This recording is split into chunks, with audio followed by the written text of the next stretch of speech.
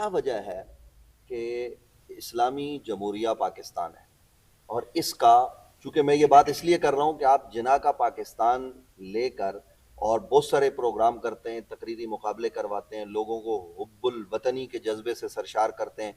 हज़रत कायद आज़म मोहम्मद अली जिना, अल्लामा इकबाल, ये आपके ख़ास मौज़ूआत हैं। इसके अलावा भी तो इससे ज़्यादा मौजू शख्सियत इस बाब में मुझे दस्तियाब नहीं हो सकती इस वक्त, तो मैं इसलिए आपकी खिदमत में ये अर्ज़ करने लगा हूँ कि इस्लामी जमहूरिया पाकिस्तान, जिसमें यह लिखा हुआ है कि कुरान और सुन्नत से मुतसादिम कोई चीज़ नहीं होगी, तो हम मीडिया पर भी देखते हैं। एक तो वो चीज़ है जो आपका चेहरा नज़र आता है, हज़रत मुफ्ती साहब का नज़र आता है, सब लोग नज़र आते हैं, दिखते हैं, वो कोई ना कोई बात कर रहे होते हैं।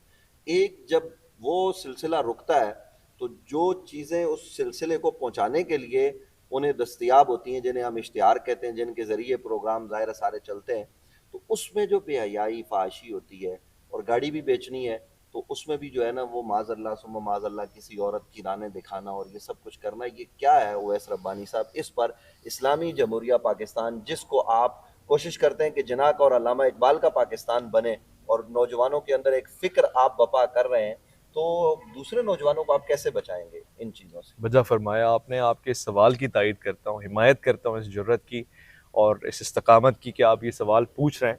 वरना तो जो अफसोस है, कहते हैं कि हादसे से बढ़ के सानहा ये हुआ, लोग ठहरे नहीं हादसा देख कर, तो कोई रुक कर ये पूछता भी नहीं है ये क्या हो रहा है। अब इतना मामूल हो गया है, शायद ये कुर्ब क़यामत है, शायद ये हमें तकाजा कर रही है कि अब दुनिया ज़्यादा देर बाकी नहीं रहने वाली। ये चीज़ें उसी तरफ जा रही हैं कि लोग फहाशी और बेहयाई कर रहे होंगे और जो सबसे बेहतरीन होगा वो कहेगा बस खामोश होकर बैठना है। तो खामोश होकर बैठने वालों में से हम लोग, मगर आप गोया हुए और आपने इसको सबके सामने रखा।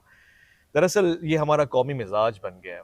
आपको याद होगा कि पाकिस्तान टेलीविज़न पे एक ज़माने में खबरें पढ़ी जाती थी, माएँ सुबह के वक्त चैनल ऑन करके बच्चों के सामने लगाती थी, टीवी भी तरबियत करता था, तिलावत होती थी, न्यूज़ एंकर सर पे दुपट्टा रख के बड़ी शाइस्तगी, उम्दगी, नफासत के साथ खबरें सुना रही हुआ करती थी।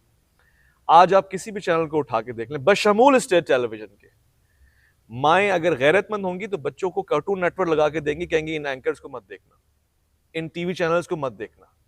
क्यों? क्योंकि मयार हमारा गिर गया है। पस्ती भी, इस पस्ती की भी उस इंतहा पे हम आ गए हैं कि अब हमें शऊर भी नहीं है कि हम गिरे हुए हैं। और ऐसे में कि कोई आवाज़ बुलंद कर दे तो हमें वो मेंढक के शोर में तूती की आवाज़ जैसा दिखाई सुनाई देता है। कोई फ़र्क ही नहीं पड़ता, कोई बात ही नहीं है। अच्छी किताबों का ज़ौक़ उठ गया है। पहले ज़माने में हमारे पास इस तरह के रिसाले आया करते थे, पीछे अच्छे इश्तिहार हुआ करते थे। इश्तिहार से पता लगता था कि रिसाला अच्छा है, किताब अच्छी है। ये जो लिखने पढ़ने वाला है, जो इसका मुसन्निफ़ है, वो कोई काबिल आदमी है। आज टीवी चैनल्स की मजबूरी ये है कि उनको 2 जगहों पे इश्तिहार चाहिए होते हैं। एक सबसे बड़ा मसला, उनकी पॉलिटिकल पार्टी कोई भी हुकूमत में, वो उसके खिलाफ बात नहीं कर सकते। अल्लाहु अकबर! इस्लामी रियासत में ये तो हज़रत उमर का ज़माना है जिसमें आप कह रहे हैं कि जी हाकिम से कोई पूछे रज़ियल्लाहु अन्हु, कोई पूछे सवाल करे मैं जवाब दूँगा। आप उसकी अबा कबा पे सवाल कर सकते हैं, आपको जवाब मिलेगा। मगर अफ़सोस कि टीवी चैनल्स इश्तिहार लेते हैं, सोचते हैं कि जी इस हुकूमत के इस कंपनी का मैं ले लूँ, इसकी एयरलाइन का ले लूँ, कहीं इनके खिलाफ कोई बात ना हो जाए। और ये सब जगह एक मिजाज सा है और जो ऐसा नहीं करता फिर उसके पास सारे पैमरा और तमाम चीज़ें काम करना शुरू कर देती हैं उसके खिलाफ। इसका बिल्कुल बरअक्स क्या है वो कौम, अल्लाह ताला क्या फरमाता है कुरान में, वला यजरिमन्नकुम शनानु कौमिन अला अल्ला तादिलु इअदिलु हुवा अक़रबु लित्तक़वा। दुश्मन भी अगर सामने, अदल का दामन तो नहीं छोड़ना है। यहाँ पे ये मिजाज है हमारा टीवी चैनल्स के इश्तिहारात को लेके, मैं आपको बता रहा हूँ कि अगर हमारी दस्तरस में है और ये बराबर वाला इस इश्तिहार को ले जाएगा तो मैं 2 लाख कम करके खुद ले लूँ और उसको मैं बताऊं कि ये जो मॉडल हम आपके पास आई है बहुत अच्छी है, इसकी व्यूअरशिप ज्यादा है, यानी मैं उसकी बेहयाई को इंकरेज करके टीआरपी बढ़ा के बताऊंगा ये देखिए बहुत अच्छी चल रही है, माशाल्लाह सुभान अल्लाह। फिर तीसरा मजे की बात यह है कि ये भी हमने देखा कि मसलन हमारे अलिफ लाम मीम प्रोग्राम हो रहा है या रमज़ान नशरियात हो रही है, हम कहीं गए हुए हैं, उलमा हमसे कहते हैं जी हमारी फेसबुक पे बहुत अच्छी व्यूअरशिप है या यूट्यूब पे बहुत अच्छी है, बल्कि कभी कभार हम दरख्वास्त करते हैं जी बहुत अच्छे लोग देखेंगे तो आप एक काम करें इसको अलाइन कर लें, पैरेलल कर लें, जो नशरियात इलेक्ट्रॉनिक मीडिया पे जा रही हैं आपके पेज पे भी जाएंगी। बवाल खड़ा हो गया जी, नशरियात तो गई, साथ में वफ़ा भी गया, वफ़े में इश्तिहारात भी गए और बेहयाई भी गई और सारे नाच और ठुमके भी चले गए। अब मौलवी साहब को जब लोगों ने आके शिकायत की, मौलवी साहब हम आपका पेज देख रहे थे तो उसमें आप माशाल्लाह क्या खिताब फरमा रहे थे, वफ़े पे जो खातून आई थी वो कौन थी? मौलवी साहब ने हमें कॉल किया, भाई वो कौन थी? हम परेशान हैं यार, कौन सी खातून आई? बाद में मालूम हुआ इश्तिहार में जिसमें गैर दानिस्ता हमने एक ऐड लिया था, तो वो ऐड भी इतना गैर मयारी था कि उसको तो मैं काबिल ज़िक्र ही नहीं समझता। फिर उसमें खातून के जो अमल, तो कहने का मकसद ये है कि जब हम सरबराह के पास जाके ये बात करते हैं तो कहता है भाई ये है तो हम हैं, पेट नहीं लगा हुआ क्या? क्या हमें रोजी रोटी नहीं चाहिए क्या? आपको तनख्वाह नहीं चाहिए क्या? तो ये तो बात उनकी काफी हद तक हमें सही नजर आती, मगर इसका तोड़ क्या हो सकता है?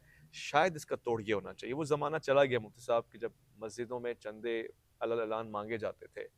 अब शायद मस्जिद और मिंबर और मेहराब से इन इदारों को मुंसलिक होना पड़ेगा। हर एक मस्जिद के दस्तरस में टीवी चैनल का एक राब्ता, एक नुमाइंदा होना चाहिए। जो चंदा मस्जिद की तामीर में इस्तेमाल हो रहा है या किसी मदरसे की तामीर में इस्तेमाल हो रहा है, उसका एक हिस्सा टीवी के इदारों को इन मजहबी नशरियात के लिए जाना चाहिए, ताकि वो बरी जमा हो जाए कि जी कोई एड एडवर्टाइजमेंट से वो चलते हैं। अगर वो अच्छा काम कर रहे हैं और ये वो नेकी के ताउन में शामिल है, तो उसमें उलमा कराम जो आ रहे हैं उनका ख्याल रखना, उनका हक ज़हमत देना, ये इस तरह के कोई लाएमल बन जाए ताकि वो इश्तिहारात से मावरा हो जाए। वरना इश्तिहारात की आड़ में आप देखेंगे आने वाले दिनों में, अभी हमारे सरों से दुपट्टा उतरा है, आगे जो म्यूजिशियंस होंगे, जो ट्रांसजेंडर्स होंगे, मैं आपको पेशन गोई कर रहा हूँ, या वो लोग होंगे कि जिनके अपने फेसबुक, ऑर्कुट और ट्विटर्स बेहयाई से भरे हुए होंगे, जब कुछ ऐसी रस्मी नशरियात आएंगी जिसमें उनको शरीफ बन जाना है, तो वो ऐसे शरीफ बन के बैठे हुए होंगे। जब जैसे ही आप देखिएगा, हमारे आज भी होता है, रमजान नशरियात खत्म नहीं हुई हैं और ईद की नशरियात शुरू हुई हैं, वही औरत जो इतने लिबादे में बैठी हुई थी ना आपके सामने, जो रुक रुक के आपको कह रही थी आयत तर्जुमा हदीस, वो आपको ईद पे ऐसे शोर मचाती हुई नजर आएगी, उठो, वो खुद ठुमका लगा रही है, एंकर भी डांस कर रहा है, अगले दिन तमाशा हो रहा है। यानी आपको पता लगेगा चांद शैतान रिहा हुआ है और सीधा इस मॉर्निंग शो में आया है।